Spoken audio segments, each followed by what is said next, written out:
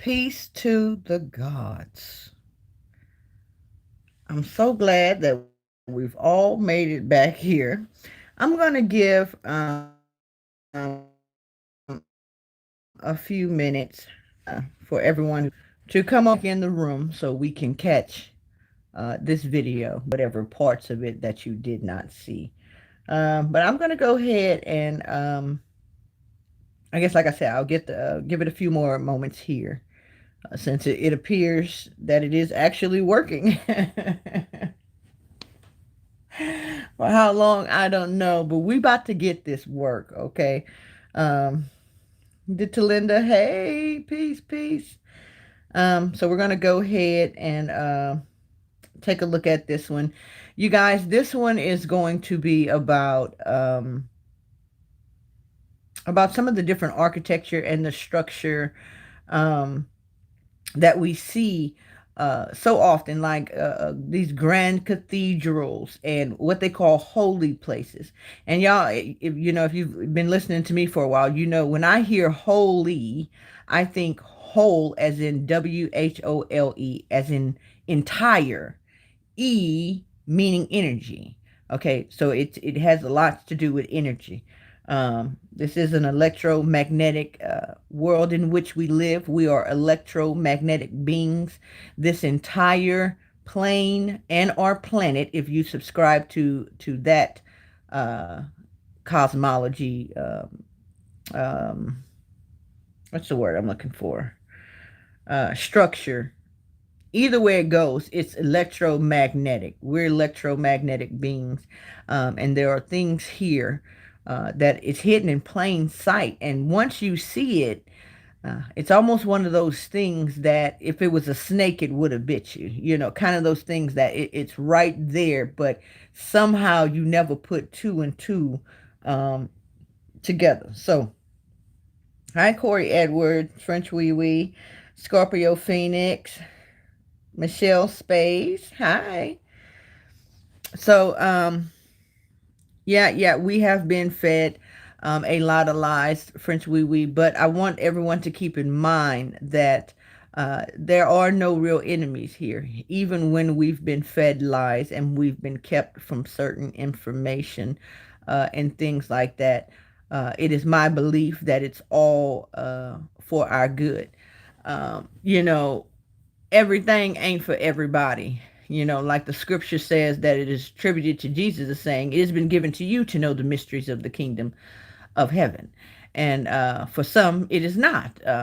Seeing, they do not see, and hearing, they do not hear. And what we're going to witness as we watch this video, that there are a lot of things that we were seeing, but we yet did not see. And so I'm really excited. Offset, hey Haru, hey BC Carter. Yeah, I'm really excited to really blow the doors off of your mind with this one as it was for me. And I hope that you enjoy it just as much as I did. Now, let me see if there's a way that I can, maybe that's it. Peace and balance, Queenie Queen. Um, take the comments off the screen so it don't show. But knowing them, there's a button here.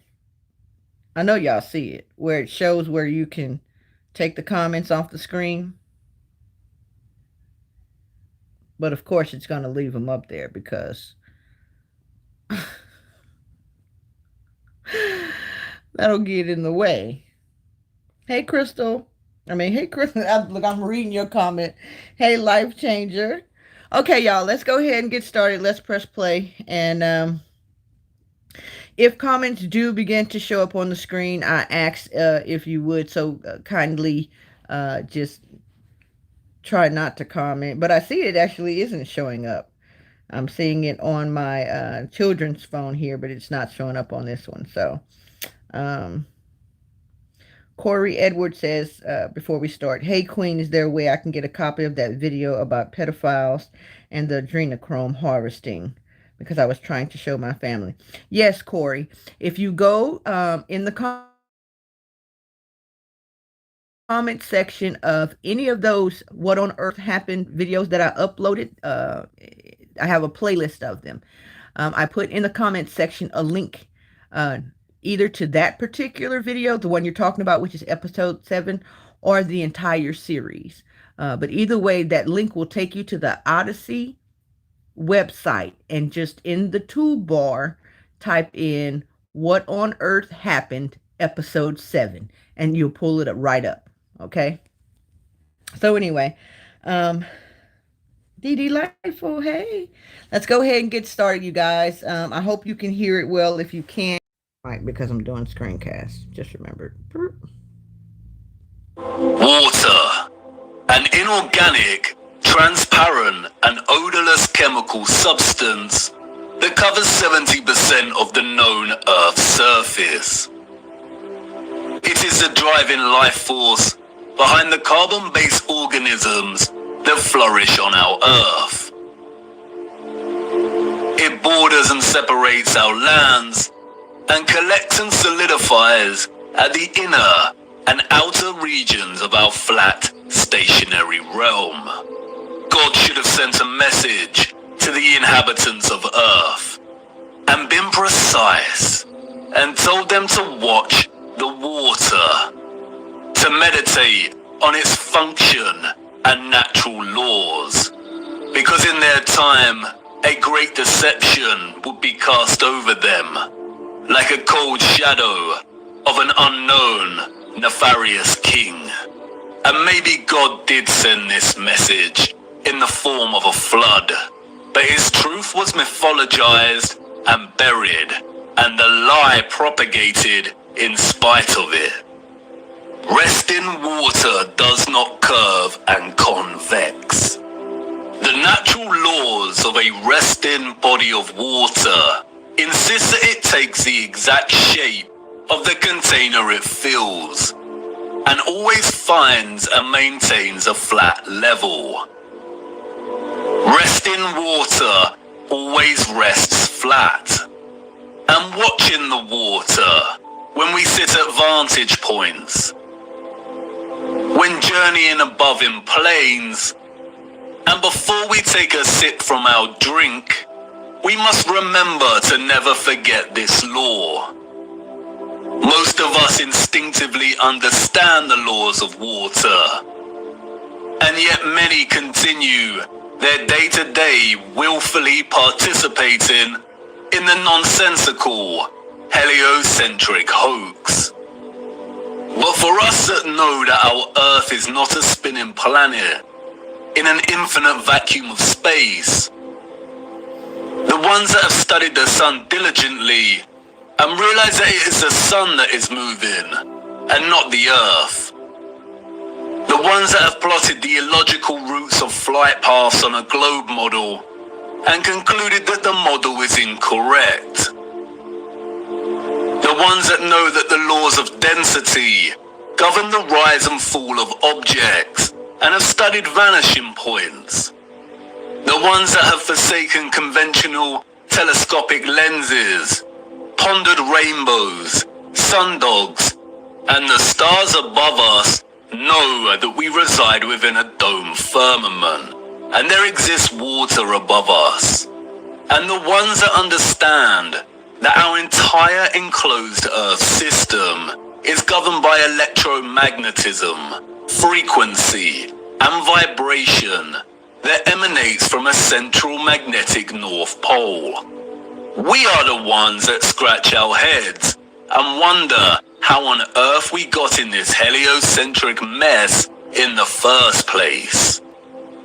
And if meditating on the stars in the water beyond our firmament long enough, and on the electromagnetism, frequencies and vibrations that make them twinkle through so many shades of vibrant colors and geometric patterns, one might perhaps, just perhaps, ask, is there something more to electromagnetism? Something that has been missed or overlooked? Something untold or hidden? Electromagnetism is a fundamental force of Earth. The electromagnetic field takes the form of a torus in which all electromagnetism, frequency and vibration flows. A toroid is a revolving surface that takes the shape of a donut. Toroidal inductors and transformers are central to generating electric energy. There are many ways in which electromagnetism can be produced. We've looked at some before. We know that a magnetic field can produce electricity, and that electricity can produce a magnetic field. It works both ways. Magnetism and electricity are inextricable. It is a dance of polarity. Electric charges either repel or attract each other. Magnetic poles attract or repel one another. For every north pole, there is a corresponding south pole. An electric current passing inside a wire creates a corresponding magnetic field outside of the wire. And an electric current is created in a loop of wire when it is moved toward or away from a magnetic field. Horseshoe magnets are powerful permanent magnets. Due to their shape, in which both magnetic poles are close together, a powerful, strong magnetic field is produced. The horseshoe magnet can also function as an electromagnet. The first ever electromagnet was invented in 1824, we are told, and was in the form of a horseshoe magnet.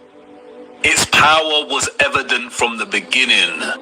It weighed only 200 grams, but could lift 4 kilograms of iron. The key to the horseshoe magnet's power is the placement of its poles. You can see the magnetic field here, represented by the vector lines. If you look closely, you can see the concentration of the magnetic field is greater near the poles of the magnet. Since as far back as we can remember, we have been presented with and entertained ideas of the future. Not necessarily our future as individuals, but the future of humanity, technology, and society at large. Whether it is in the form of Hollywood movies, you know the ones, the action films, the science fiction sagas, and the animated kind, or literature, music, and art exhibitions. In these we see our technology taken to its limits.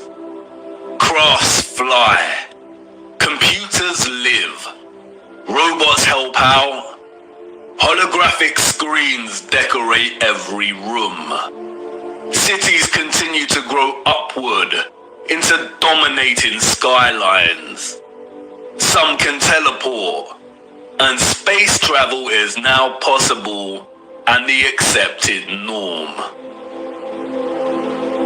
Outside of fiction, we also have sobering documentaries telling us where we are heading, usually featuring narration by an old man, lamenting the unstoppable path we are on. It's all very serious.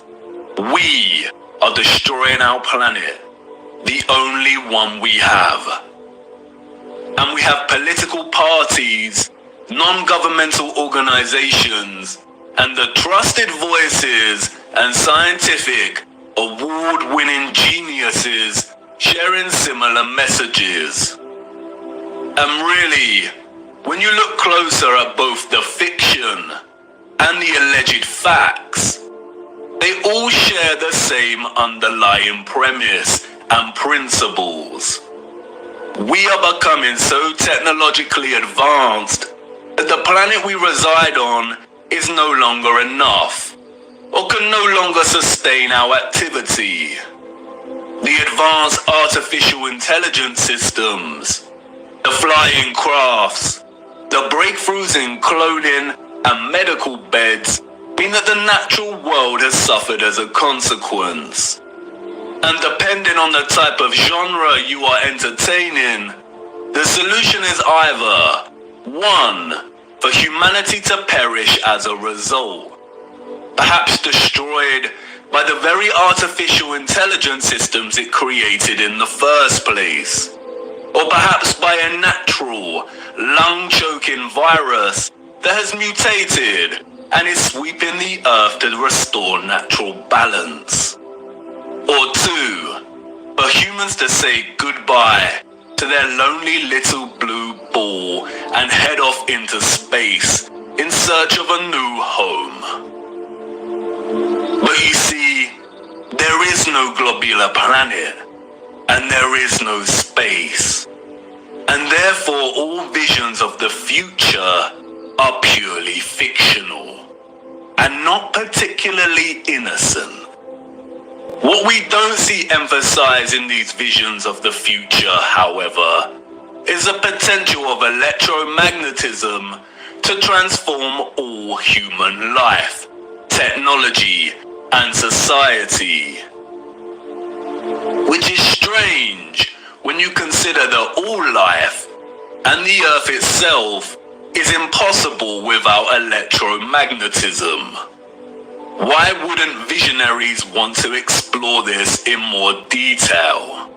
Could it be that they are not allowed to? Could it be that they are afraid of something?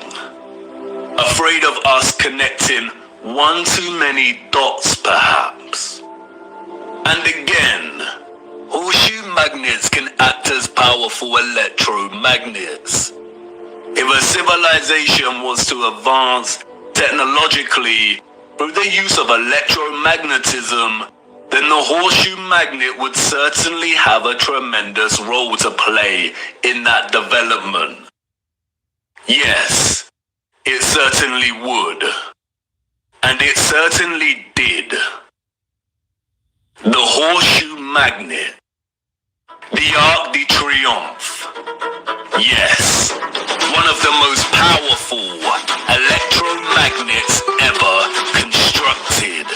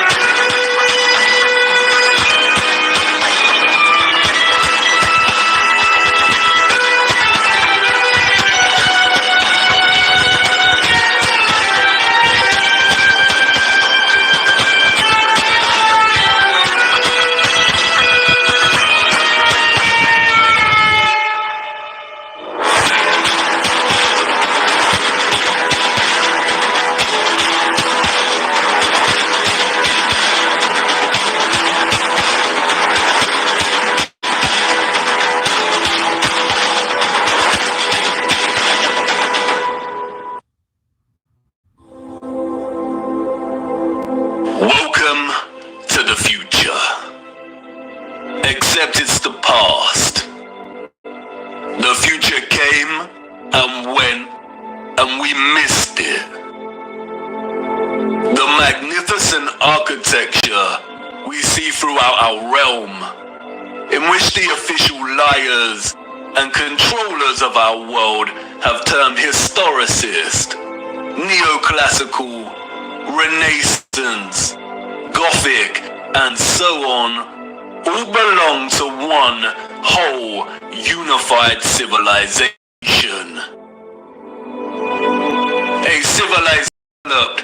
They had harnessed the power of electromagnetism to such a high degree that they not only built these huge structures, but also crafted them with utter finesse and beauty. A celebration of their own technological advancement. The structures were designed with the sole intention of harvesting and generating electromagnetic energy and distributing it across the world.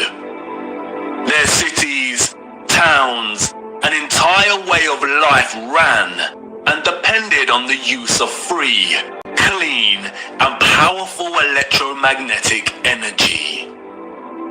The energy was harnessed and collected from the ionosphere above our heads through the use of antennas, spires, domes, and towers.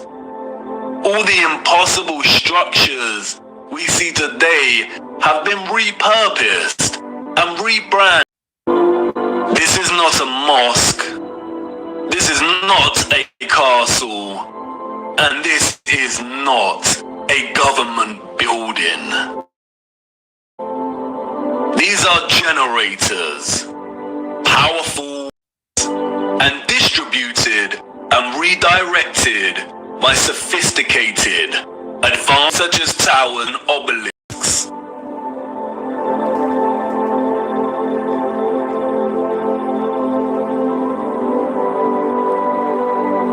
All cities were constructed across our realm in the form of one big, interconnected power grid, much like a huge computer motherboard. I already know what you're thinking. What? He's finally lost it. He had us with flat earth, but this is just too... And cast aside your muddy boots. Let me show you how it worked. Pole and highest point of a wondrous crystalline dome firmament. Beneath the firmament, different layers of atmosphere exist at different heights. The ionosphere starts at about 30 miles above Earth. It includes the thermosphere and the mesosphere. The ionosphere is an electrical atmosphere that is ionized by the sun's electromagnetism. It also forms the inner edge of the magnetosphere. I know, a lot of big words and abstract concepts.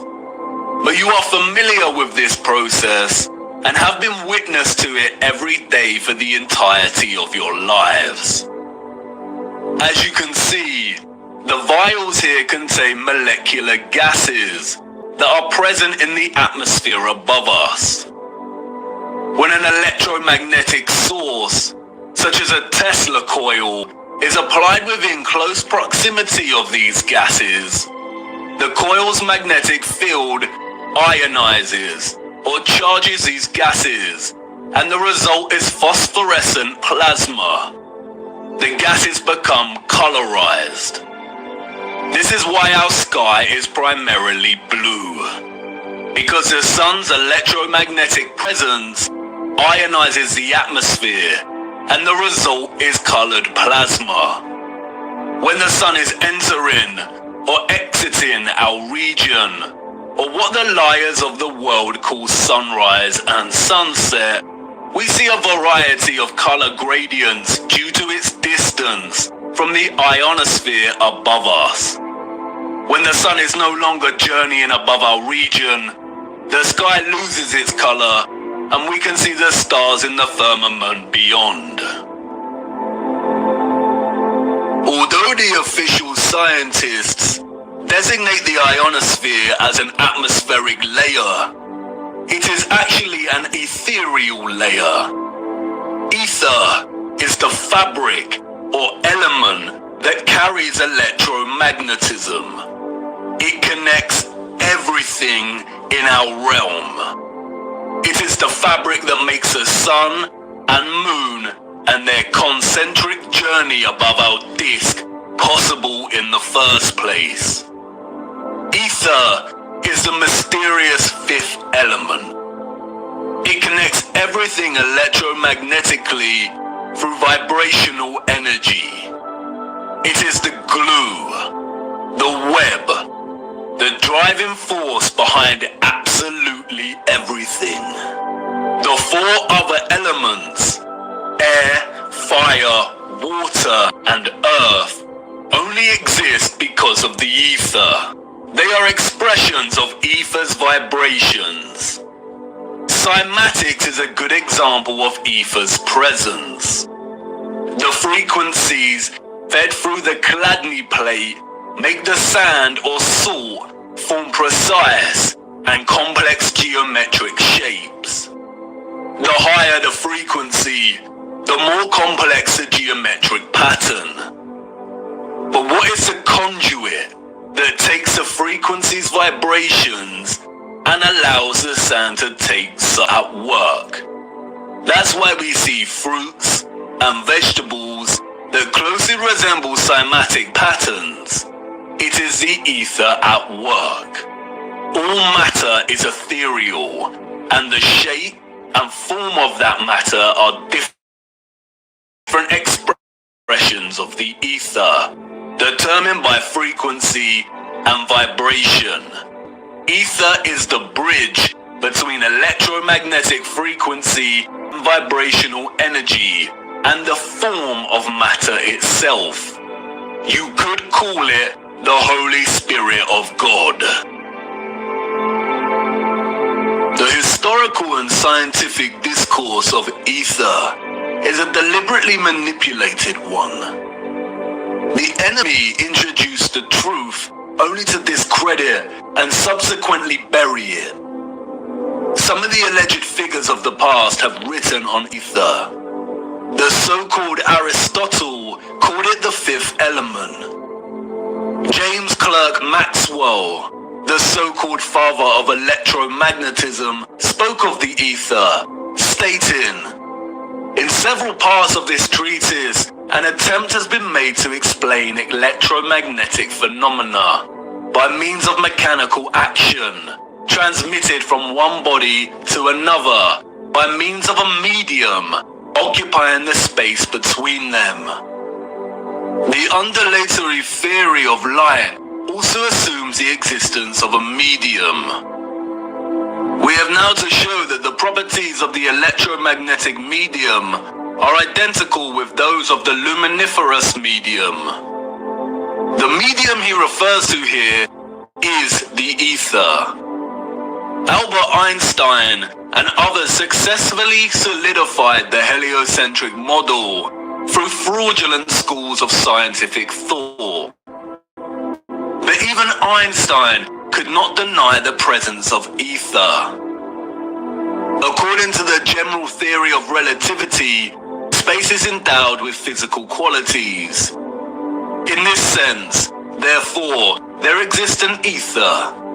According to the general theory of relativity, space without ether is unthinkable. For in such space there would not only be no propagation of light, but also no possibility of existence for the standards of space and time, measuring rods and clocks, nor therefore any space-time intervals in the physical sense. Even contemporary scientists, under the spell of heliocentrism, admit it is nonsensical to deny ether's existence. Today, the vacuum is recognized as a rich physical medium. A general theory of the vacuum is thus a theory of everything, a universal theory. It would be appropriate to call the vacuum ether once again. Returning to the ethereal ionosphere. As I said, this layer of ether above our heads is a constant sea of electromagnetism and is responsible for the colored plasma above that we call the sky. The source of its electromagnetism is the sun. It is because of this ionized layer that we get ionospheric lightning in the form of sprites, which in turn influence the thunderstorms below. An ion is a particle, atom, or molecule with a net electrical charge. Electricity is a continuous flow of ions. The electrolytes in our body are ionized. Everything is connected by electromagnetism and the ether. Our highly developed and sophisticated historical ancestors not only understood the workings of the ionosphere and the ether, but they had developed methods to masterfully harvest it as a fuel to power the entire Earth. And while the exact process by which they were able to extract the ether is deliberately hidden from us and remains unknown, the structural remains that humanity has since repurposed and reused as architecture offer us many clues as to how it all worked. The evidence is everywhere for those with eyes to see. And once you see it, it becomes so glaringly obvious that you'll kick yourself for never noticing in the first place. The matter is very complex, and it will take time to really flesh out. So for now, let's have a closer look at some of these structures, and I will introduce some basic concepts. As we continue our journey, we will explore everything in more detail. We see them everywhere. On top of all these magnificent structures, towers, spires, and pinnacles that rise into piercing antennas. It was through these complex antennas that the ether was harvested. You see, after the Great Reset of the 1800s, the enemy fractured the old world's unified understanding of God and created multiple religions to try and hide God and justify the existence of such grand and beautiful technological structures. And I know this may trigger some people, but stay with me, I will not let you down. But for now, it is critical to understand that a lot of the religious icons that adorn and make up these antennas were never indicators of different religions in the old world, nor were they intended to be. They signaled something else entirely. They are usually made from copper and gold. Both are excellent conductors of electricity. In many of the structures we call cathedrals, the symmetrical spikes on the pinnacles worked in a similar fashion, extracting ether from the ionosphere. Once harvested, the energy would inevitably have been drawn down into the top larger portion of these domed structures. When examining many of the interiors of these domes, we come to realize that they rely heavily on symmetrical ornamentation. This is achieved by indentation or cavities in the masonry. In the world of electromagnetism, a cavity resonator works through symmetry to produce oscillation or vibration of energetic particles. Symmetrical shapes force energetic particles or ions to vibrate in a constant manner. Is this why we see perfect symmetrical ornamentation within the ceiling of many domed structures? It no doubt sounds absurd, but the majority of these structures also feature a smaller type of cavity resonator, or what is more appropriately termed cavity magnetrons that offer some clarity as to the real function of these structures. A cavity magnetron is a high-powered vacuum tube that generates microwaves using the interaction of a stream of ions with a magnetic field while in the cavity resonator. A magnetron operates through a hollowed, symmetrical vacuum.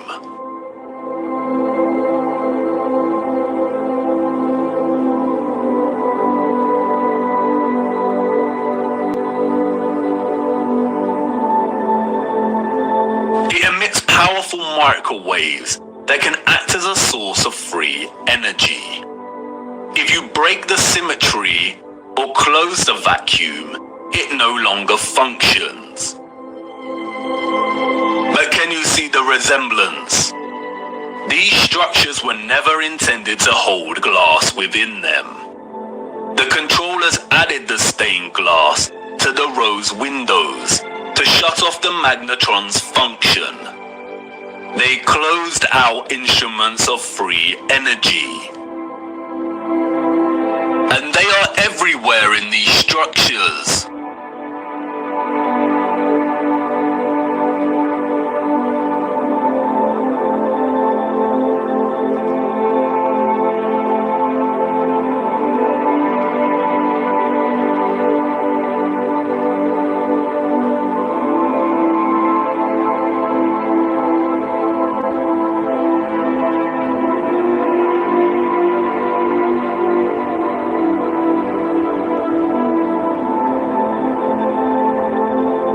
Interestingly, if you look at the geometry of entire sections of the structures themselves, then it becomes very evident that they functioned in their entirety like a cavity magnetron to generate energy. All cavity magnetrons consist of a central heated circular metal chamber in which the current leaves, and it's called a cathode. Look at that word. Cathode. Does it remind you of another word? Cathedral. Cathode. Like with everything else, they corrupt the truth and hide things in plain sight. The controllers removed most of the cathodes integral to these cavity magnetrons, but there are some structures today in which you can see traces of the old cathodes still present. The heavy reliance on symmetry and cavities within these structures is not coincidental. The symmetrical ornamentation would have worked in a similar manner, causing the energetic particles to vibrate in a constant manner. The flowers within the squares can be understood as similar to acoustic resonators, working to vibrate the ions. It is here that the energy would have been continually manipulated into vibrational and electromagnetic energy of specific frequencies. Really look at these magnificent acoustic resonators. Could you craft one of these by hand today, and at such height? Why would an underdeveloped people spend so much of their time crafting such perfect symmetrical ornamentation? Especially if it had no function and was purely aesthetic. They wouldn't. The cavity resonators and magnetrons would have had to have worked in partnership with a central engine or reactor contained within all these structures. Both resonator and reactor are interesting words. Just like the words conductor, generator, creator, and the name Mercator, they all contain the word Tor within their linguistic structure. They hold a linguistic memory and pay homage to the torus or toroidal field. The torus is the flow of electromagnetism. Without this flow of energy, there would be no life on Earth. No one can really know for sure, but some have suggested that the engine was probably similar to a fusion reactor. The traces of these engines engines can be found within all of the larger generators. The empty shell of where the engine used to reside is usually, but not always, octagonal. It's been right in front of our faces the whole time. The controllers remove the thermonuclear burst. These structures. Let me rewind it a little bit, you guys, because I know it said it couldn't communicate. So we're just going to go back just a little bit to see where we were here. Sometimes repurposing the space as baptistries and bandstands. Sometimes just leaving the base either barren or attempting to cover them up. We see these octagonal structures in cathedrals, government buildings, mosques, and detached bandstands. And unless they have been repurposed, these structures seem to hold no overall function. They do not contribute to the overall structure. They appear superfluous and unnecessary. Theories have surfaced that the engines or central technological mechanism was similar to a tokamak. And while I do not subscribe to this idea, which will become evident as to why later in our journey, for now we will use it for illustrative purposes. A tokamak is a powerful device that uses a magnetic field to produce plasma in the form of a torus. The contemporary tokamaks we see are used in thermonuclear fusion power. The tokamak's toroidal field, in conjunction with the vibrating ions from the ether, would have produced a highly conductive electromagnetic field of gases called plasma, just like our sun and ionosphere. If those of the old world used anything closely resembling a tokamak's capability, then the result would have been an abundance of free, powerful, clean electromagnetic energy that could fuel entire cities and the entire earth. These were never churches, cathedrals, castles, and parliament buildings. They were all huge engine generators.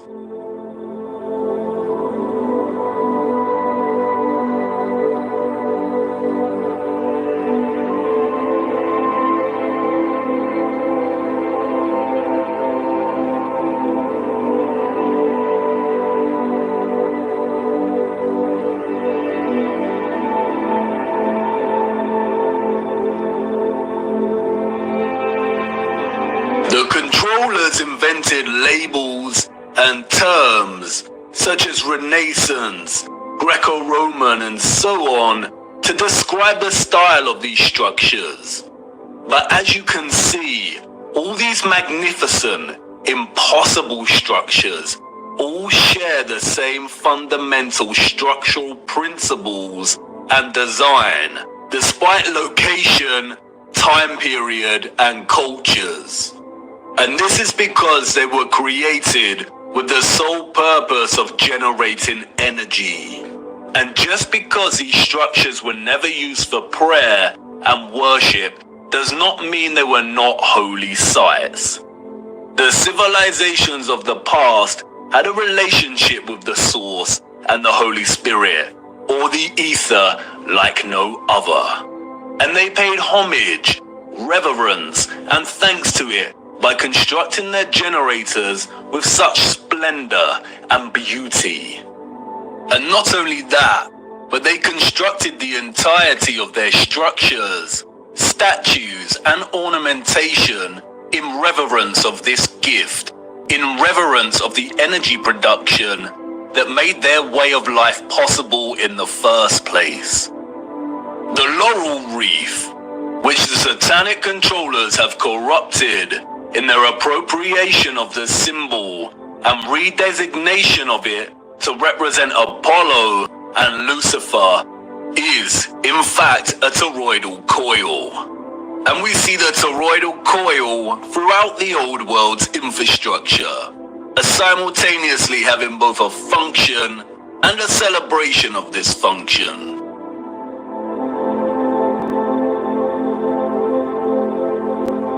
Electromagnetic coils are electrical conductors. They are used in applications where electric current interacts with a magnetic field. In devices such as generators, motors, inductors, and transformers. Most coils take the form of a toroidal coil or spiral. Wire coils are used in conjunction with to produce powerful electromagnetism. Longer the magnetic field. Vortexes, which in turn create an electromagnetic field. It's all one interconnected system.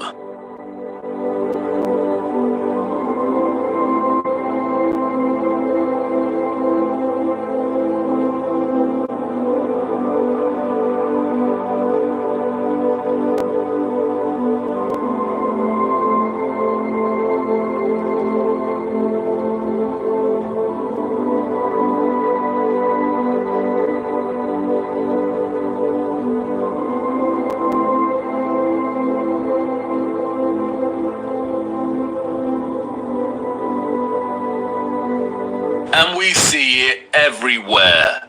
This is what columns and rotundas were used for. Powerful coils to generate electromagnetism and carry the current in loops. The torus is found at the base of pretty much every column found throughout our realm. It is everywhere. Look at the movement of electricity through a wire and the simultaneous magnetic field it produces. This is exactly the shape of a column. And we see this present in all of these gigantic and meticulously crafted columns.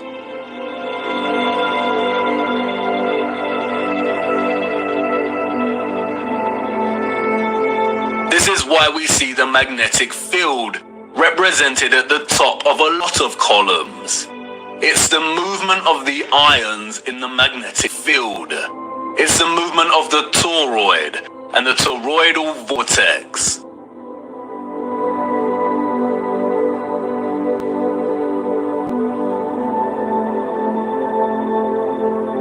As you saw, coils of copper wire are essential in electrifying the magnet.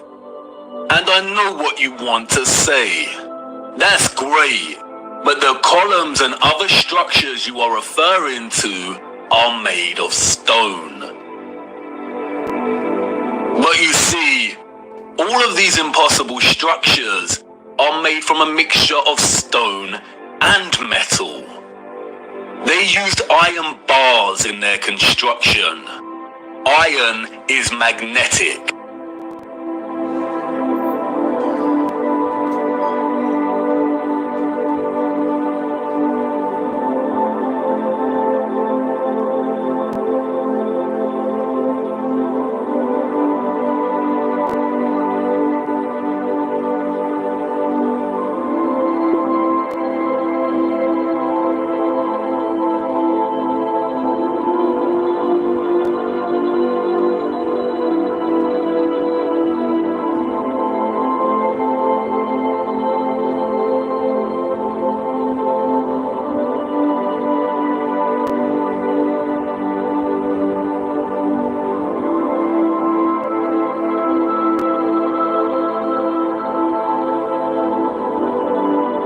These iron rods run throughout the stone infrastructure and are complemented with copper and gold roofing. Copper and gold are strong conductors of electricity. Often we find entire statues, arches, domes, and roofing made from a distinctive blue copper. Furthermore, the limestone, granite and dolomite stone is mixed with crystal silicon or quartz. Quartz has strong electric potential. The colonnades and arches we see everywhere were at once integral components to the overall electromagnetic infrastructure, while also constructed in geometric forms that mirror the flow of electromagnetic energy, such as coil loops, horseshoe magnetic fields, and toroidal vortexes. As with everything else constructed in the old world, they were both functional and crafted as a homage to that function. A lot of ethereal energy was stored in structures constructed from red bricks and concrete. Red bricks and concrete are excellent conductors of electricity. They operated as huge capacitors or batteries. According to new research, red bricks can be converted into energy storage units that can be charged to hold electricity, like a battery, and can store energy until required for powering devices.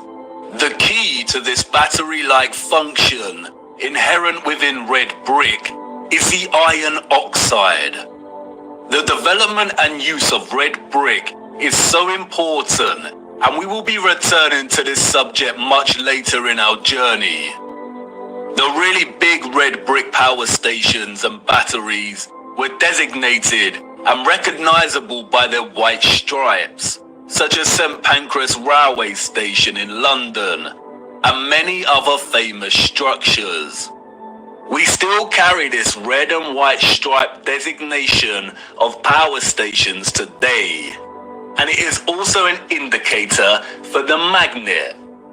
Some were constructed of blue, black and brown with white stripes. Towers, obelisks and small clock towers functioned as the intermediate capacitors or batteries to store, distribute and provide energy throughout the grid. The entire flat realm Earth was connected as one whole grid, a complex interconnected system of free energy production, distribution and consumption. And this entire grid was destabilized and deactivated somewhere between the 17th and 19th century. Power grids like this do not function on a spherical mass. Our historical ancestors knew that the earth they walked upon was flat. This type of futuristic technological advancement is the result of a civilization knowing exactly what type of earth they lived upon. They were not subject to the same satanic deceptions and abuses as we are. They were not raised believing they existed on a lonely, globular rock spinning in the vacuum of space. The true, ethereal, electromagnetic properties of the earth were not hidden from them. They knew there was a domed firmament above their heads. They studied it. They imitated its properties and understood its central relationship with the entire ethereal existence of electromagnetism. They revered the magnificence of its craft and showed utmost gratitude to the source, to God, and the ethereal Holy Spirit for giving them everything they needed. Look. Domes.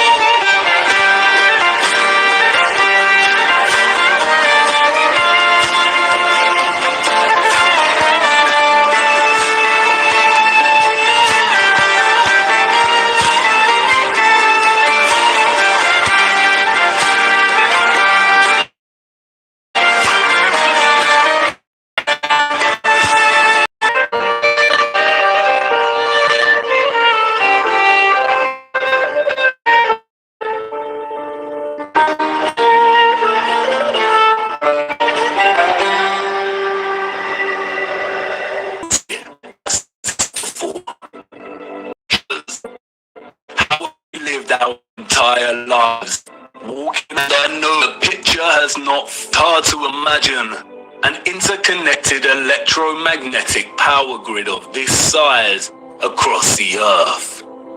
And the technical nature of electromagnetism doesn't help. And I know that you're full of questions.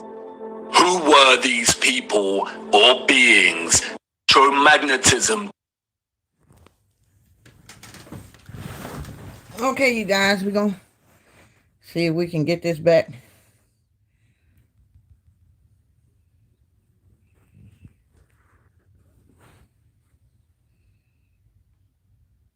Let's see what we got here.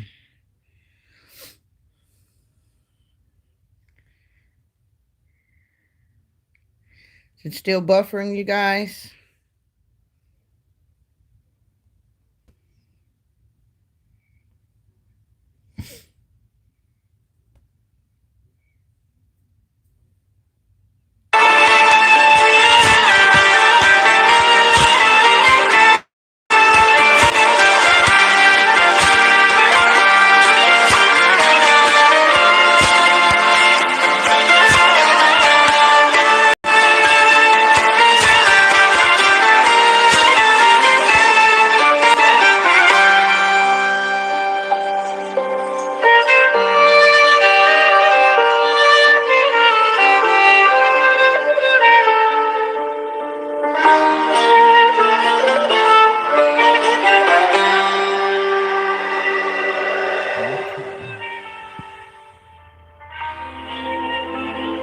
Have you seen anything as over? I'll let you guys. Let me get these comments off the screen. If I can figure out how to do it. Have you seen anything as over? Oh yeah, yeah. There's more. Just let's see here. There we go. Okay. All right. Overwhelmingly exquisite as this before. How have we lived our lives and not seriously considered the impossibility of these structures? How have we lived our entire lives walking amongst the skeletons of the future long forgotten? I know this is all a lot to take in. And I know that the picture has not formed properly in your mind yet. It is hard to imagine an interconnected electromagnetic power grid of this size across the earth. And the technical nature of electromagnetism doesn't help. And I know that you're full of questions. Who were these people or beings that built these structures? Where did they go? And why were the power grids deactivated? What about all the religious iconography and art we see inside of the cathedrals and mosques? What about all the histories and photographs we have of the construction of these structures? What about the Romans and the Greeks? What about some of the grand mosques that have been constructed in recent times? And if what you're telling me is true, then how did they distribute and store all of this energy like you say? Was it similar to our Wi-Fi and radio signals? We will get to all of these in good time. We have barely scratched the surface. But for now, it is the last question that is important. How did they distribute and store all of this energy? And in what form? For you see, our sophisticated historical ancestors did something that we, as a society, have come to neglect. They watched the water, and they watched it closely, right here on Earth and up above, beyond the firmament. Come on, let me show you. Tip-tap goes the rain, spitting on my window pane. Drip, drip from the trees, sodden, earthy, and soggy leaves. Splosh, splash, puddle pools, jumping on their way to schools. Onomatopoeia, the formation or use of words that imitate the sounds associated with the object or actions they refer to. The property of a word of sounding like what it represents.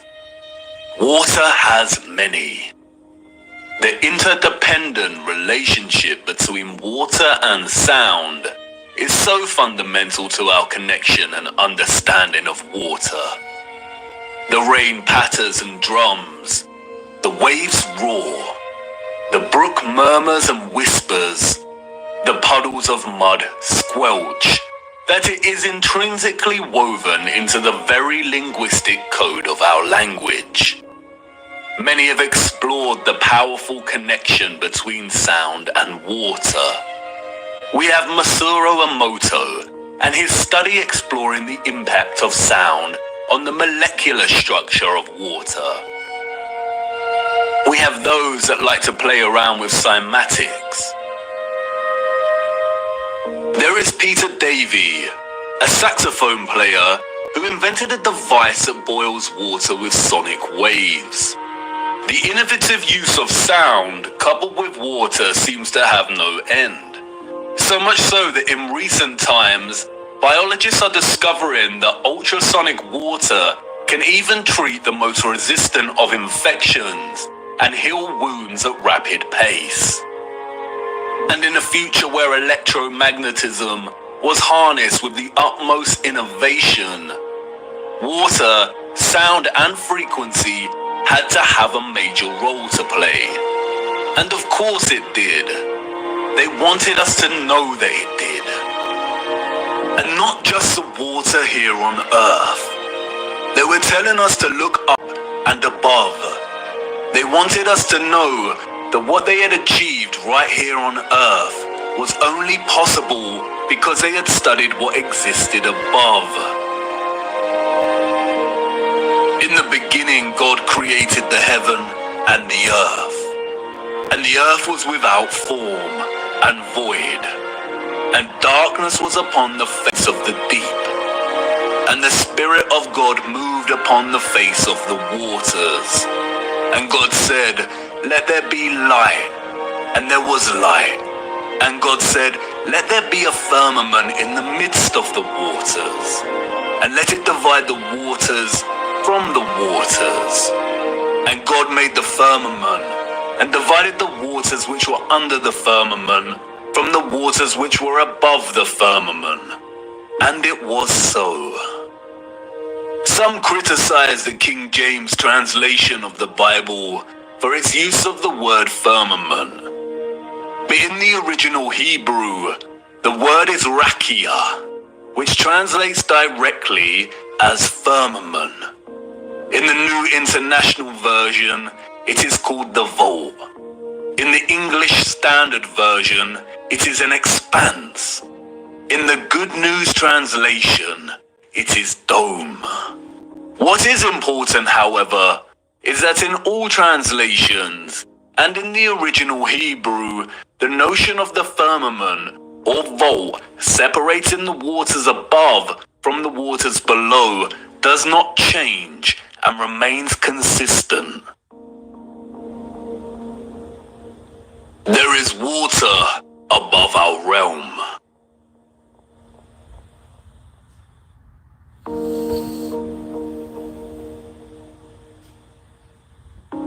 The telescope is an interesting instrument, both at once an apparatus for discovery and simultaneously a weapon of deceit. There are two primary types of telescope, the refractor and the reflector. A refractor uses an objective lens, usually a convex lens, and a reflector utilizes a single or a combination of curved mirrors to reflect light and form an image. Many reflector telescopes use either a concave mirror or a parabolic mirror. This is what a reflection looks like in these mirrors. The eyes we were born with, and which we see the world through, are convex lenses. We do not witness the world through curved mirror reflections. This is Jupiter, as seen through a reflecting Newtonian telescope. And despite the slight spherical distortion caused by the reflecting mirrors, this is still not what NASA has shown us. Your mind immediately sees a planet because you have been programmed since birth to associate an image like this with the notion of a planet. Just in the same way you associate the moon with a ball of rock by default.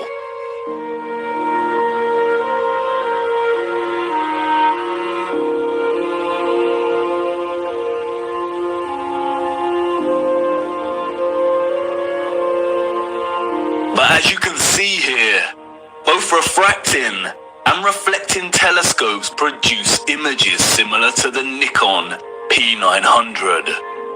The Nikon lenses have been criticized by some astronomers as lacking the power to really see the luminaries above. But as you can see here, there is not much difference between the Nikon and both types of telescope. And in each we see that Jupiter is radiating some kind of light of its own. Both amateur and professional astronomers present footage such as this.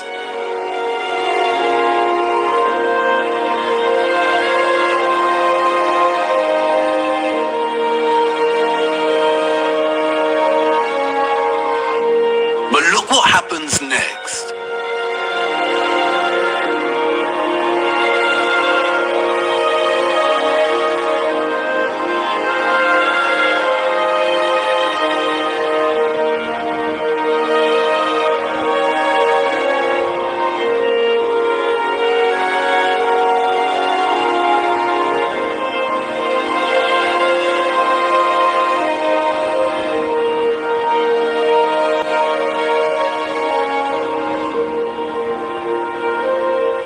Astronomers here are using imaging processing software to turn their raw images and footage, which display a circular object in the sky above us, radiating its own light, into a NASA-style planet.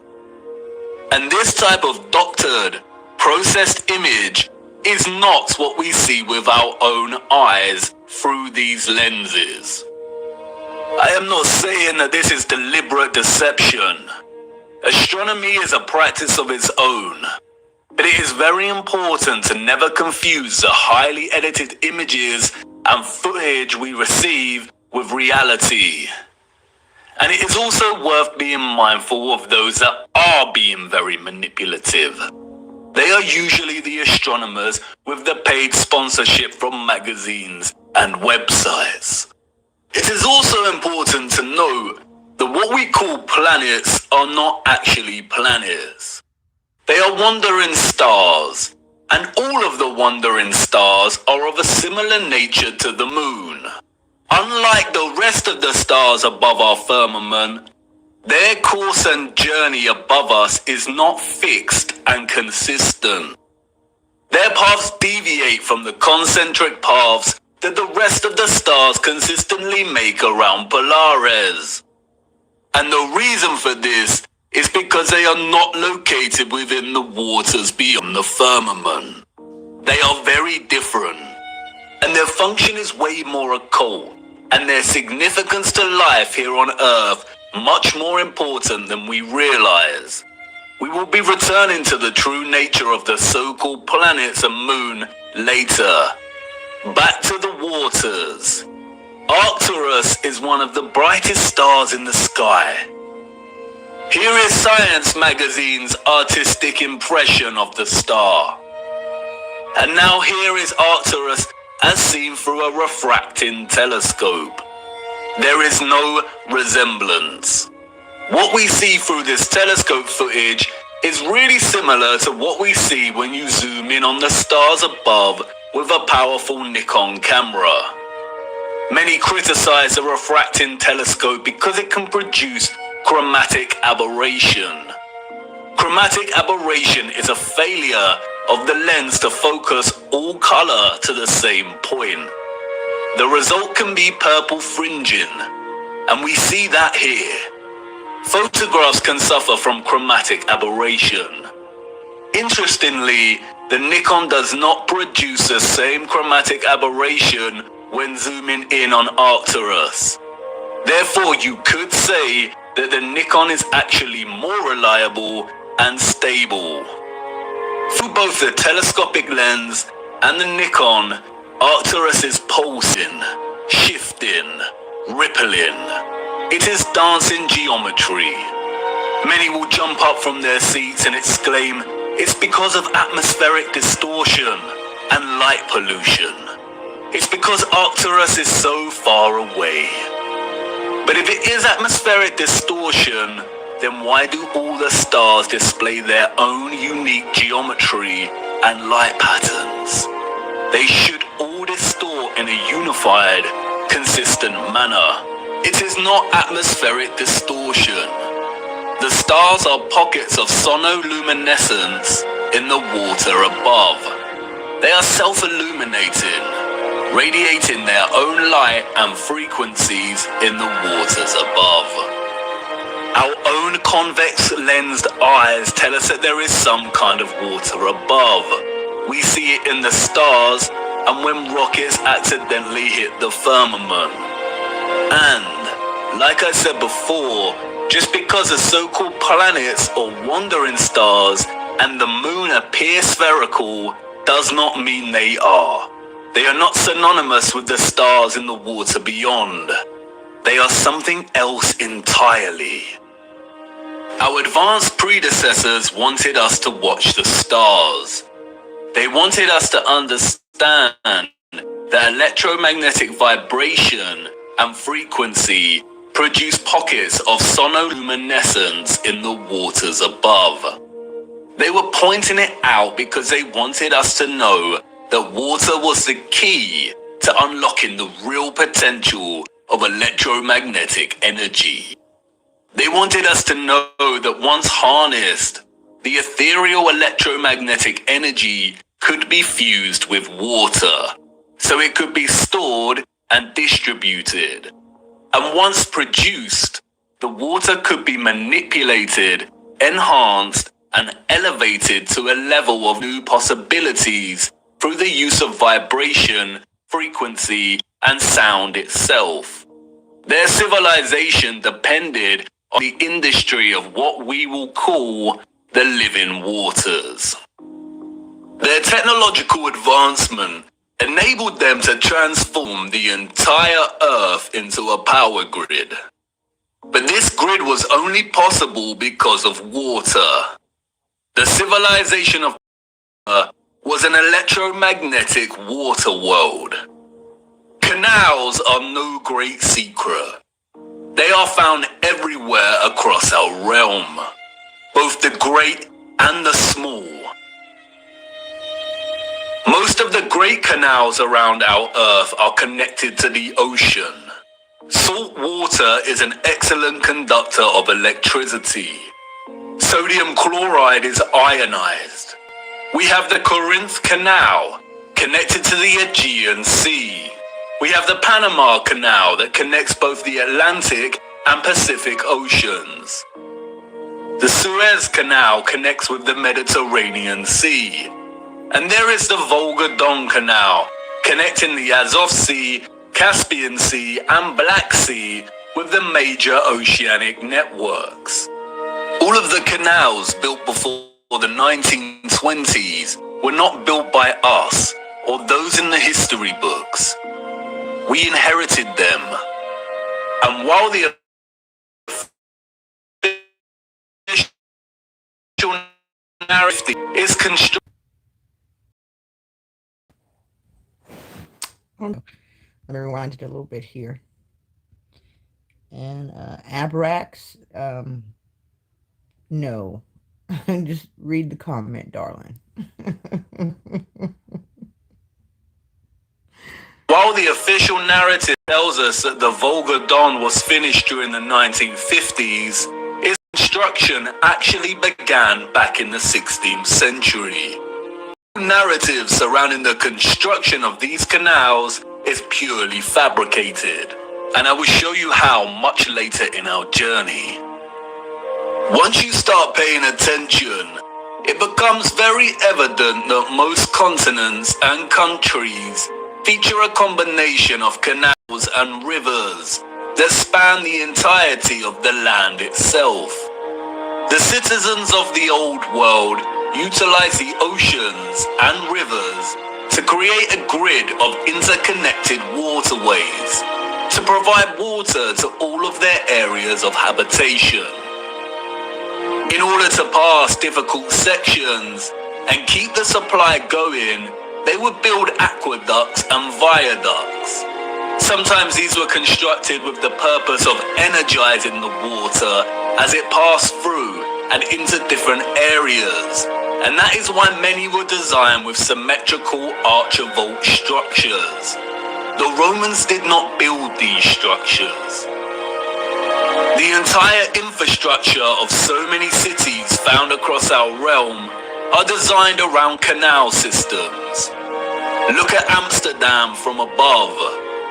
The precise geometric grid lines here are not roads, they are canals. And the sole purpose was to supply water from one area to another.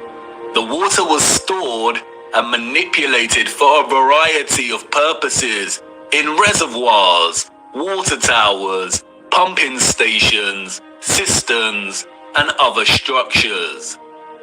The water also functioned to provide necessary balance. A complex grid of electromagnetic production, distribution, and consumption would generate a lot of heat and magnetism. Water provided not only a balance of diamagnetism, but also ensured the entire grid did not overheat. When looking at all the magnificent generators and other instruments of power from the old world, we can always find water nearby, or the remains of water storage. Sometimes this is hidden primarily underground. Many do not realize that many so-called Victorian cisterns and reservoirs run very far under a lot of our cities. And other times it is a central characteristic feature of these structures. An example of which is what the controllers have redesignated as castle moats. The electromagnetic water grid was not just an energized version of what we are already familiar with in our cities and towns. It was much, much, much more. It was way more magnificent, impressive, and futuristic than we could even imagine. The grid was connected to central, bigger power stations, or what is more appropriately termed star stations. Sometimes these were isolated stations, and other times they comprised entire cities. We are going to have to fly to a higher altitude for this. I need to show you. Hold on tight now and keep your eyes open. Look.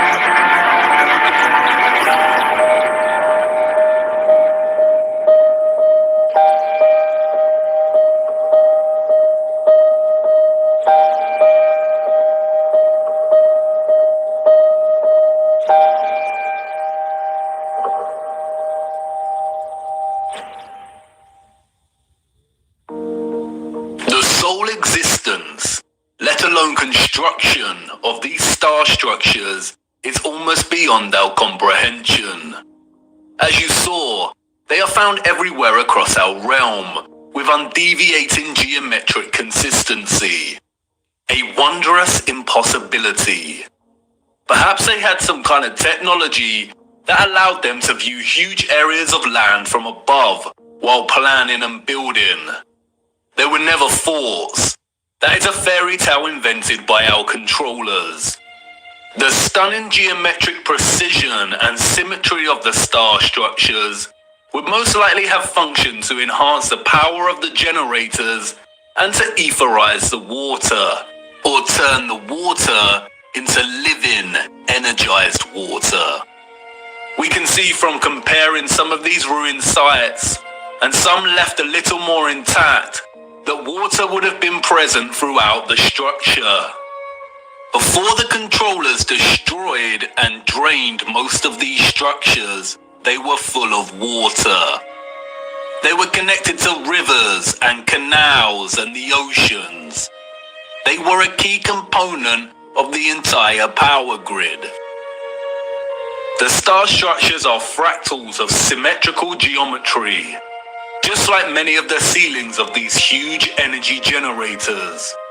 And, like the acoustic cavity magnetrons and resonators, the symmetrical sharp diagonal walls would have caused the ions to perpetually vibrate. Old plans and illustrations, which have no doubt been edited or manipulated in some way or another, offer suggestion as to how complex, integrated, and essential the star geometry was to the entire grid. Look at Paris here. It isn't obvious at first glance, but upon closer inspection, we come to realize that the entirety of Paris was itself a star station, or a star city. And like with everything else constructed in the old world, these structures were at once functional and a celebration of the source of their innovation. Look closer at the star geometry here. Can you see the resemblance? The snowflake. Do you remember what happened in Masaru Emoto's experiment on water? Ethereal vibration expressing itself through water's molecular structure. Those of the old world had perfected this science. They knew the key to releasing electromagnetism's potential was through sound and water. Just imagine what they were able to achieve. Sound, vibration, and frequency was just as integral to the success of their technology as water was. Those of the old world did not hide their adoration for sound. Traces of this love for sound are everywhere. These structures were literally instruments of power. Or as the so-called Goethe put it so succinctly elsewhere, music is liquid architecture. Architecture is frozen music. This is why so many generators, capacitors, power stations, and intermediates feature holes, pediments, dentils, indentations, and complex 3D ornamentation. They were structural openings to manipulate sound waves, the vibrations and acoustics, so they could tune the electromagnetic energy in conjunction with the water in a variety of ways to achieve different results. They were similar to the aerophone instruments such as the flute, the pipe, the recorder, the bassoon, and the trumpet. The old world revered the geometry of the star because it was through the study of the stars in the waters above that they learned the power of fusing electromagnetism, vibration, and frequency with water itself. They all work harmoniously and in concert with one another. This interconnected and interdependent energetic relationship is what makes the stars and all life itself possible in the first place. Look a little closer at the dancing geometry of the sonoluminescent stars beyond the firmament. Do they remind you of something else? That's right.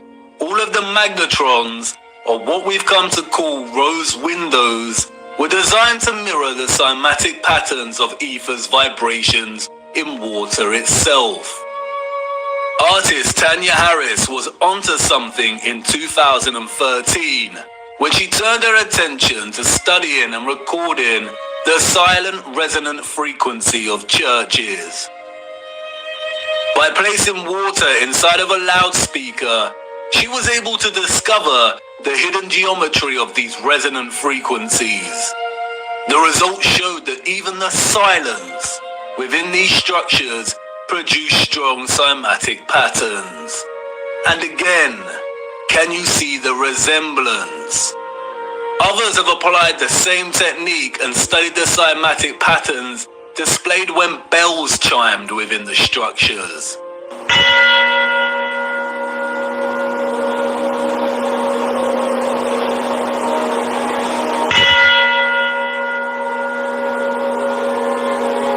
Look at the patterns.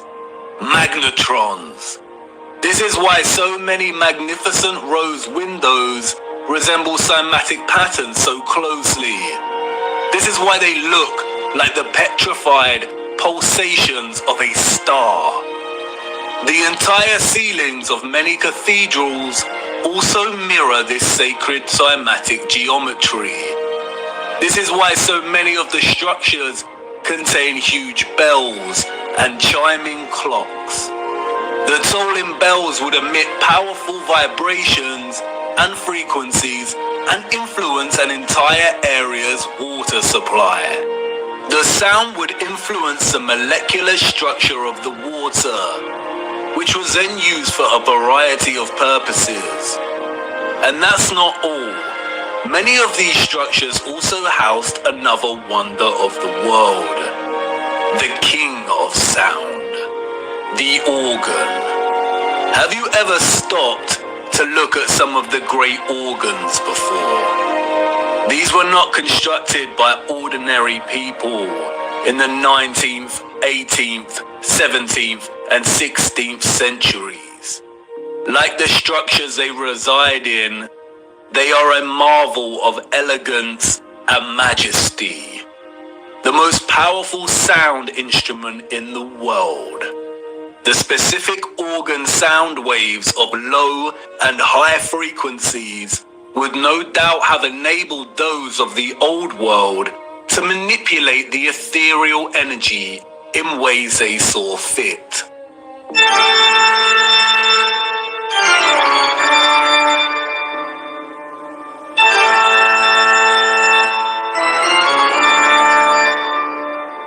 The magnetron rose windows that would not have contained glass would amplify these sound waves, which in turn would influence the molecular structure and properties of the etherized living water. Organs would have had multiple uses, perhaps providing entire towns with specific resonant frequencies for good health and prosperity. The specific functions of the organ have been deliberately hidden and withheld from our knowledge.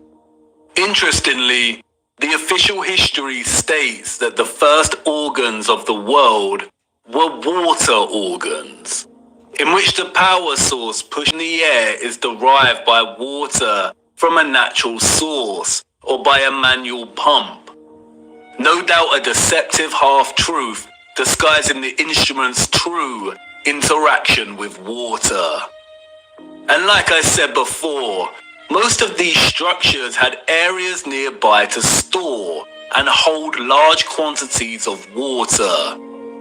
Many of the structures feature underground cavities or huge cisterns, some of which have been drained and some kept intact. Sometimes the cistern was located apart from and outside of the structure. The controllers have redesignated many of these areas as Roman baths. That's why Bath Cathedral in England is located right next to the Roman baths. The water was also stored in red brick power stations, capacitors, or water towers. Open rectangular sites, reservoirs, wells, and step wells. This is why step wells were constructed with precise geometric patterns. Again, the symmetrical structures here work to encourage oscillation or vibration of the ions. They kept the water electromagnetically charged, and the aqueducts and viaducts would have worked in a similar fashion. It is likely that a lot of the huge electromagnets we see scattered across our realm would have actually straddled passing water, much like we see on the Volga-Don Canal, even though it's unlikely that the Volga Arch is original, and that many roads themselves were constructed during the Great Reset. It is likely that the inheritors of the 19th century were instructed to drain and fill many of the tributaries that once carried water. That's why we see drained castle moats and star stations. Perhaps that's what a lot of the surplus mud we see during this period was used for. Perhaps a lot of homes and buildings were constructed with underground chambers to store their own personal supply of living water, and these areas were destroyed, filled in, and forever hidden with vast amounts of mud during the 19th century. The use of electromagnetism, sound waves, and water would have had endless applications and uses in the old world, most of which we will never know about. But many structural remains do offer a lot of clues.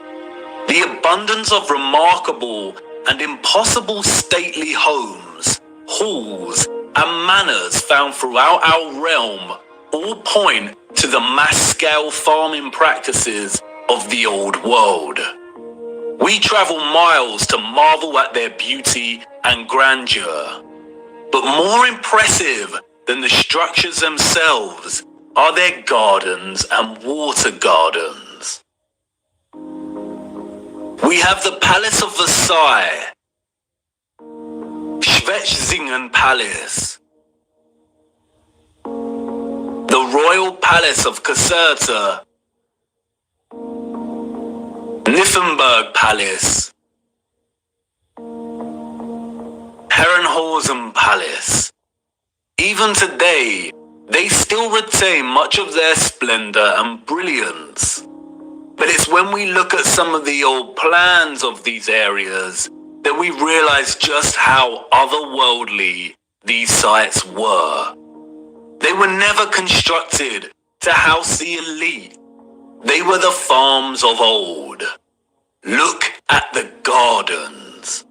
They are cymatic gardens. Even from these old illustrated plans, we can see just how gargantuous these farms were. Microcosmic grid systems, suggestive of the entire larger power grid itself. The cymatic gardens were likely grids cultivated with sound and the living water to grow food, herbs, and who knows what else. Even contemporary scientists openly acknowledge that sound waves strongly influence the growth of fruit, vegetables, and crops. And to this day, some of these structures retain a lot of their glory when viewed from above. The Palace of Versailles, a wondrous geometric marvel. A collection of impossible structures, extraordinary cymatic gardens, and water systems. Let's venture closer into the Palace of Versailles and have a look. Hold on now. Wait, what? This is not the Palace of Versailles. I really need to fix this thing. It's been acting up a lot lately. Where are we? Wait a minute. I recognize this place. Memories from a long time ago. This is Chatsworth House in the Peak District, England. Oh well, this should do. Come on, let's see what we can find. Chatsworth House was completed in 1708, we are told. Its story, much like the story of the entire Peak District, is a fabrication, a complete lie. The place has changed much over the years. It is situated beneath two large bodies of water, the Emperor and Swiss Lake. The water from the lakes is channeled across a broken aqueduct before falling 79 feet and meandering gently down the hills in complex waterways and running right into Chatsworth Estate. The waters feed the estate's own lakes, rivers and streams through a series of runways and a multitude of complex tunnels beneath the estate and the structure itself. Due to the estate's repurposing, much of this remains hidden, but you can see the tunnels quite clearly here, snaking their way down. It is one interconnected water system. Waterways deliver themselves into waterfalls at the impressive rockery before continuing on their journey. All of the water gathers into a central, rectangular front piece which feeds the Emperor Fountain. The water then continues underground until it pours into the River Derwent, a 66-mile-long tributary of the River Trent, which runs throughout the Peak District. While much of the estate has undergone some serious restoration, which is actually a fancy, deceptive word for criminal gutting and destruction of technology, there are a lot of haunting remains of its former glory. It is important to note that unlike many of the huge energy generators, Chatsworth House was probably partially occupied. By farmers, that is. The central engine was located off-site and has been subsequently removed and repurposed as a larder to store hunted game. This magnificent, gorgeous structure would have functioned as a small generator, which also contained a small engine in its center.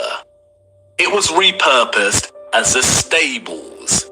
The horses of the 19th century clearly lived better lives than most of the population.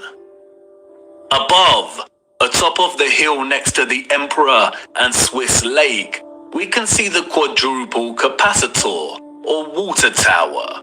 This was repurposed as a hunting tower. But stalking the 105-acre grounds, a visitor with eyes to see might spot some unusual sights.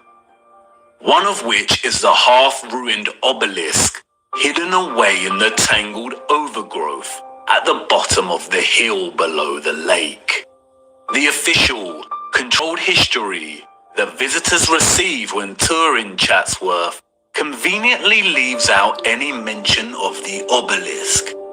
For you see, the hunting tower was not Chatsworth's only capacitor. The entire estate needed constant water storage to fulfill its energetic requirements and purposes. There are many odd structures dotted around that remain unexplained. And then there is this, the Cascade, a true little wonder. The dome, a series of toroidal circles that rise to meet the smaller copper dome. They tread carefully here, making sure they force a distorted history on you. But, as always, they cannot help themselves. They just have to tell you, in their own roundabout controlled manner.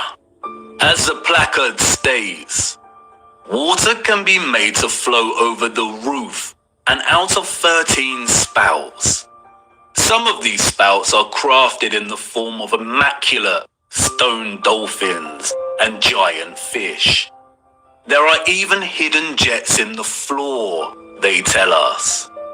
The water is received from the lakes above and is used twice more in its journey to meet the River Derwent below. Once in the South Lawn Fountain, and again the private West Garden. But look closer at what they acknowledge.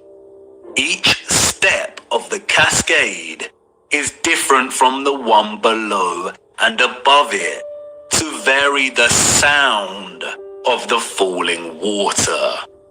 This was allegedly built in 1703.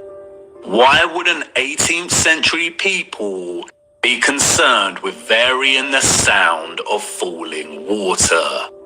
How did they even have the knowledge and skills to manipulate the sound of water like this? And it's everywhere in the estate. The waterways, streams, and rivers all meander gently down to rest briefly at ponds and lakes before continuing their journey toward the River Derwent. Their journey is one of such splendid sounds.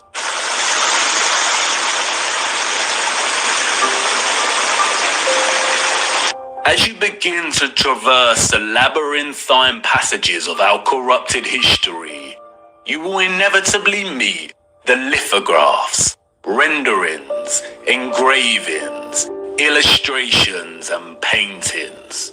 How easy it is to lie when there is no photographic or visual evidence, just artistic interpretation. We would never accept illustrations as reliable sources of information today. So why do we accept them as historically accurate? And while these are not to be trusted, devoting some time to browsing their particulars can yield some interesting insights. For instance, the fountain here looks wildly out of proportion.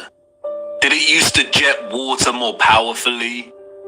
And some would claim artistic exaggeration.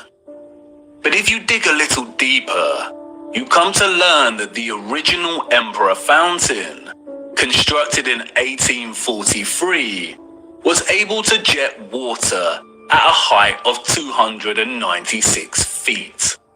What? How?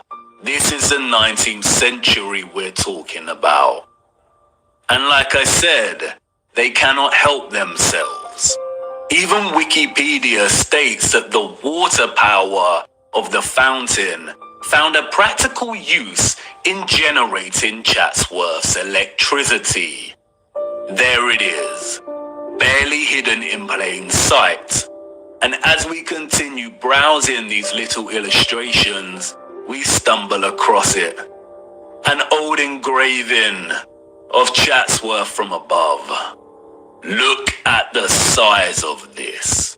Cymatic gardens, rows and rows of crops, large bodies of water that are no longer there. And again, many would claim artistic exaggeration, the unreliability and inaccuracy of illustrations, and rightly so. But when we look at Chatsworth from above on Google Earth, what is this we find? Shadows on the ground across from the river? No. These are the markings of old infrastructure that was torn down. The markings suggest there was once a bridge here. A bridge we see in the illustration.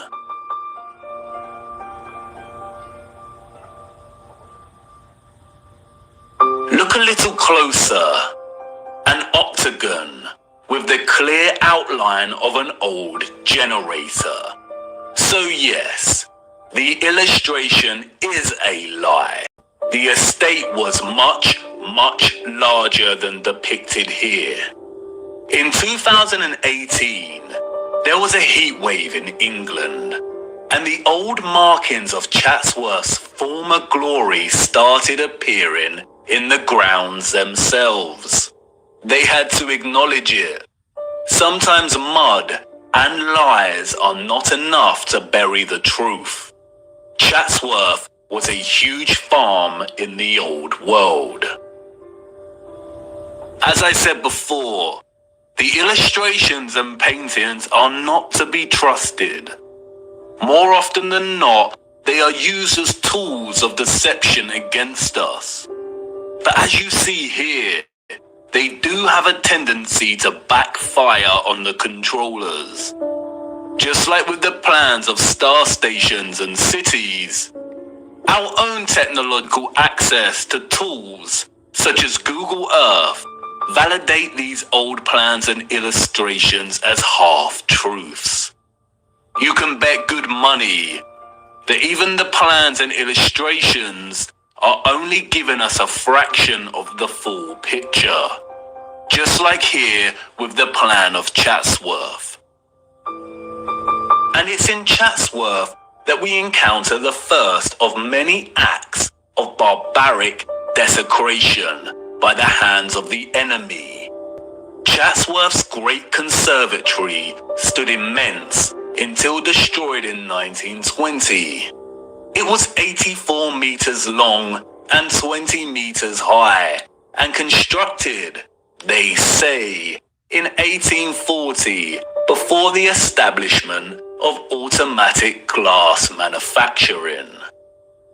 Huge interconnected tunnels and water pipes collected under the ground of the structure to provide heating via boilers and hot water, an engineering feat as impossible as the construction of the structure itself. It was designed by Chatsworth's gardener, Joseph Paxton. Paxton is a phantom that haunts the pages of the history books. Paxton's story is one of fortunate circumstance, daring innovation, and success. It is, unfortunately, a dishonest story, an unconvincing fiction. We are told that Paxton secured a gardening role when he was 20 years old, while working at Chiswick Gardens. And it was here that he encountered William Cavendish, the Duke of Devonshire, who was so impressed by young Paxton's horticultural abilities that he hired him as head gardener of Chatsworth House. Paxton is responsible for creating the following: Chatsworth's Arboretum, its rockery, the Emperor Fountain.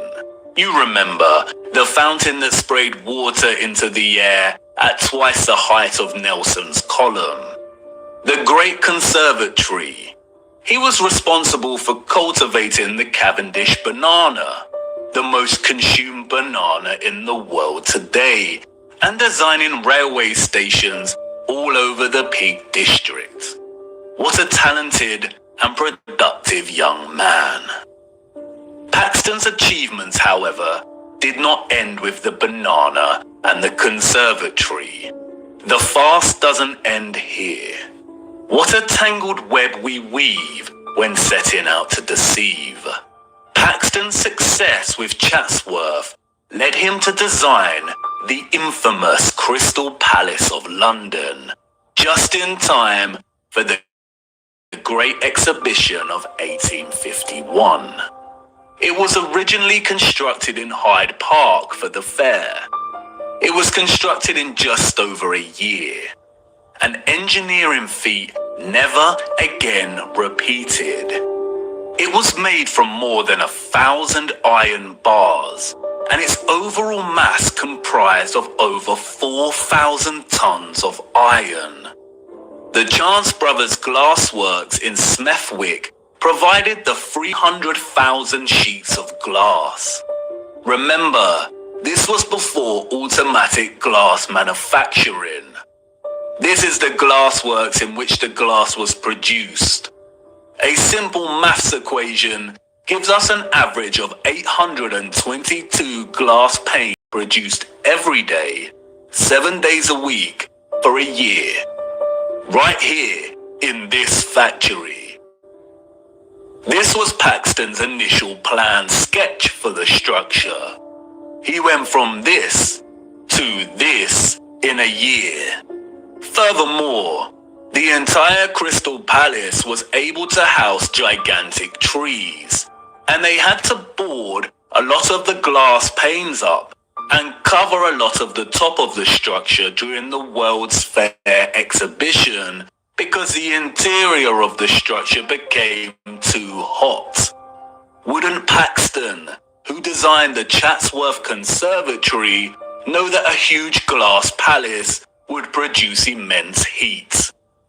The entire narrative soon dissolves into stupidity when we realize that a year later, in 1852, they dismantled the Crystal Palace and moved the entire structure to Sydenham in southeast London, where it was rebuilt with 2 additional huge water towers at either end of the monstrous structure.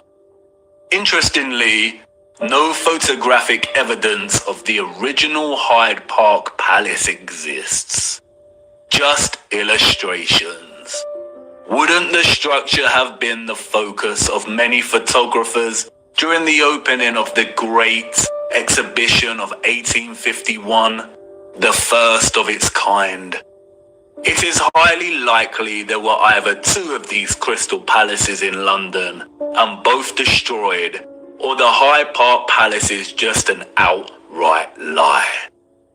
Interestingly, a few years after its relocation to Sydenham, this map of the palace was produced, all designed at the hand of our genius gardener. He struggled with the water supply, we are told. After all, supplying 12,000 fountains, 2 of which shot water 250 feet into the air, and the various cascades would be a difficult task to achieve. But clearly not for Paxton. He made it happen. Interestingly, the Crystal Palace also featured one of these impossible, grand, and spectacular organs. Oh, and if that wasn't enough, while Mr. Paxton was redesigning the Crystal Palace at Sydenham, he was also designing the glorious Mentmore Towers for none other than Baron Mayer Rothschild. Who would have thought that a random, young 20-something gardener would go on to be responsible for some of the most impossible feats in history? Let's also not forget honor. Paxton is an example of the enemy's laziness when it comes to hiding our true history.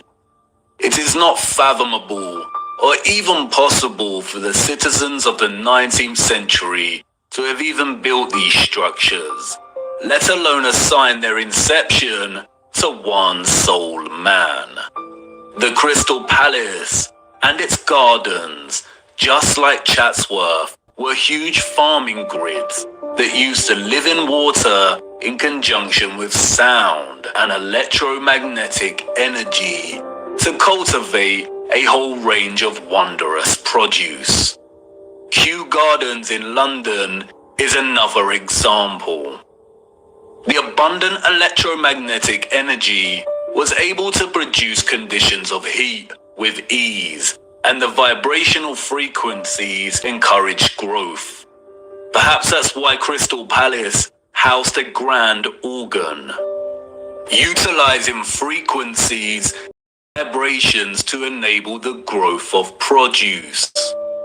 And that's why the controllers were able to assign the cultivation of an exotic fruit to a fabricated Englishman.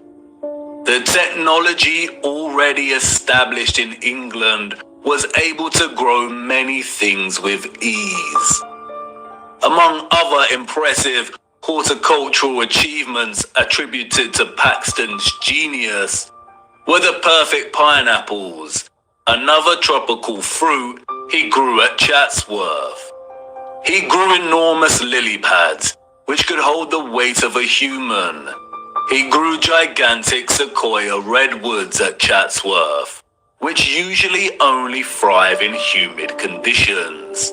He grew them with ease, and many of these redwoods remain today, a spectacular sight to behold. It's probably worth noting that among Paxton's many other talents, Wikipedia also tells us that he became quite skilled in moving gigantic trees, as well as gigantic crystal palaces.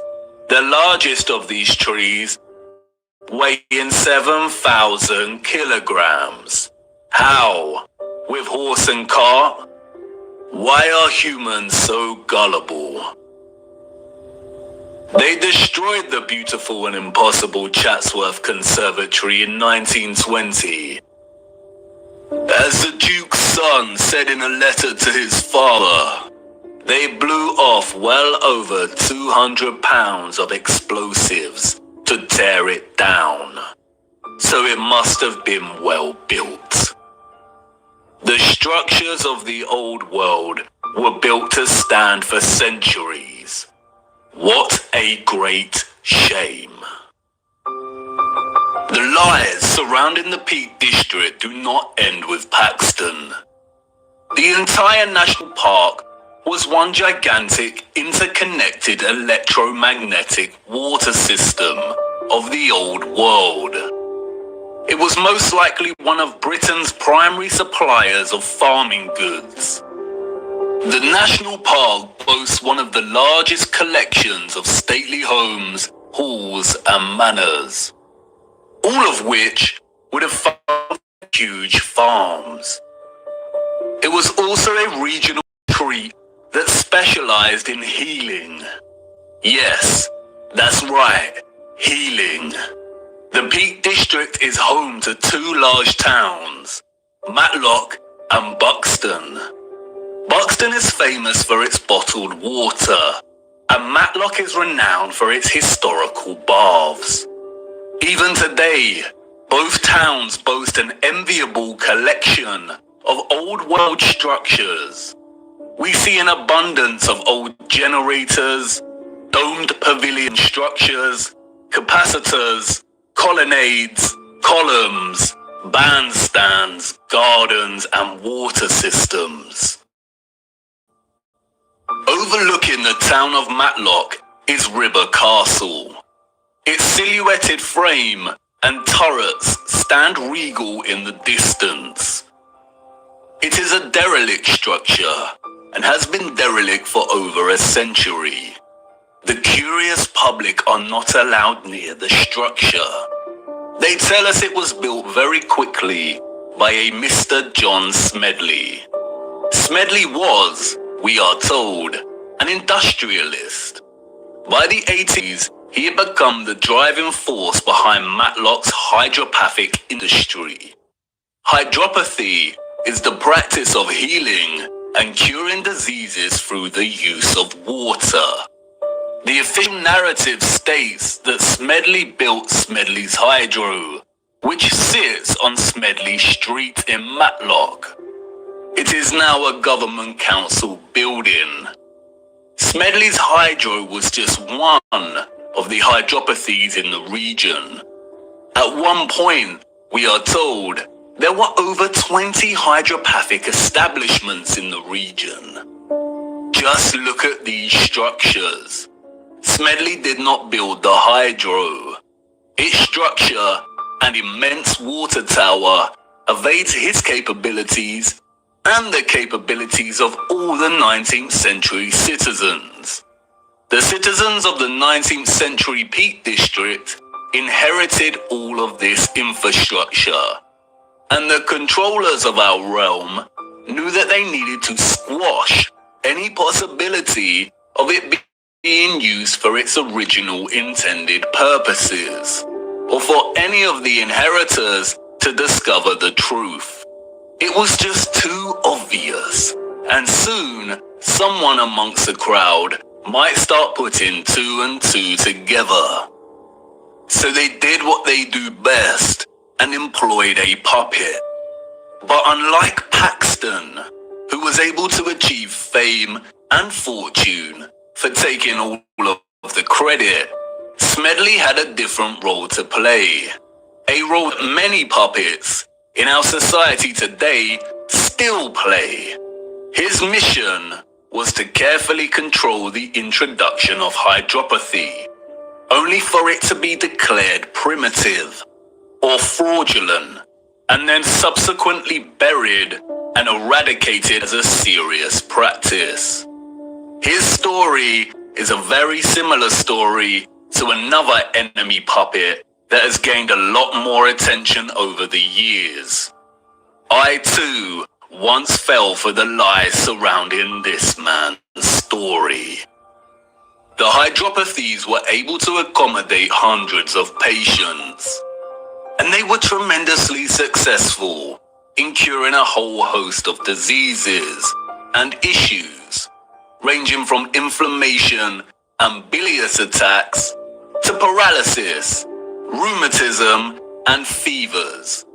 This was conducted through an array of different bathing techniques, applying dripping sheets as bandages, and fusing electricity, sound waves, and water. There were, as one newspaper reported, electric bells throughout the buildings. No doubt the actual potential of hydropathy was never fully expressed in Smedley's array of hydros, but they nonetheless helped people tremendously. And they were a huge success, so the controllers temporarily profited financially. The hydros healed and increased the well-being of people through water and its fusion with sound, vibration, frequency, and electricity. Look at the electric treatment menu from one of the old brochures. Options for high-powered parabolic reflector, electric ionization, and high-frequency treatment. Smedley also demonstrated the ability of etherized water to heat entire rooms in a profound way. The fernery at the hydro had a water heating system built into its walls and always maintained a constant temperature of 65 degrees, even when the room was filled with a crowd of 350 or so visitors. The temperature never deviated. How was this kind of technology available in the 19th century, and yet today we do not have access to this kind of sophisticated heating? Historians and journalists of the time would deliberately smear Smedley, casting hydropathy as pseudoscience, comparable with homeopathy. Smedley had many battles with the burgeoning medical industry, and after his death, the hydros were purchased and the structural alterations began. Like Tesla, Smedley played his role and successfully introduced the science of the old world to have it debunked, tarnished, and sidelined forever. Hydropathy today is regarded as nothing more than a relaxing spa venture. All of its original applications of frequency and electricity have been eradicated from the practice. Smedley's role-playing allowed the controllers to justify the entire water grid system of the Peak District, successfully preventing the current 19th century and further subsequent generations from questioning its presence. The remains of the grid today are so evident. You can sit and relax to the soothing sound of water falling over the turreted Regal Derwent Reservoir, which connects the entire region for its branching rivers and canals. You can stroll around shopping inside of old power stations and at old pumping stations. And in every area of the region, there are wonders waiting to be discovered. Not only in the larger towns do we find old fountains that once provided the living waters, but also in the remote villages. Tucked away, we find an old dry fountain. Look, the Lord's gift, a bittersweet joy to behold. The citizens of the old world unlocked the power of electromagnetic water by studying the stars above in the firmament. The stars above taught them that the key to manipulating the ethereal energy they harnessed from the ionosphere was through water, sound waves, vibration, and frequency. They honored this gift by constructing domes, by crafting star cities, cymatic magnetrons, and praising the Lord and Holy Spirit for the living waters they received in return. They understood the firmament as both scientists and disciples. Viewer, I am hoping the picture is starting to become clearer in your mind, and you will inevitably start to see things in a different light when pondering all of these impossible structures. It is not a coincidence that some structures like the Colosseum are also referred to as amphitheaters. Have you seen them from above? They look like speakers. Amphitheater is an interesting word. An amp is a unit of electric current, and an amplifier is a device that increases signal, especially microwaves and audio. And no doubt you will start to put two and two together in terms of some of the inventions that we were allowed to play around with before they were discarded as antique in their efficiency. But time is of the essence. We could ponder examples of the old world's electromagnetic water grid system for hours. But I encourage you to get out and hunt down these structures yourself and to document them in your own time. We have to move on. We need to start. Wait, what? You want to know if these came from the old world?